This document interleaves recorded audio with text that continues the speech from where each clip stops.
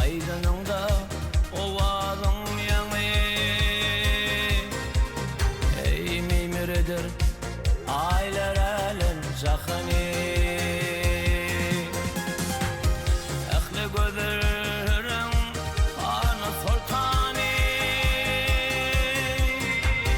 Sevim olsun orman fanalasın. Sen aydın görükün aydan ziyada. Men bir aşık hayran fanalasın. Cemalına tay tapılır dünyada. Bu yüreğim armağan fanalasın.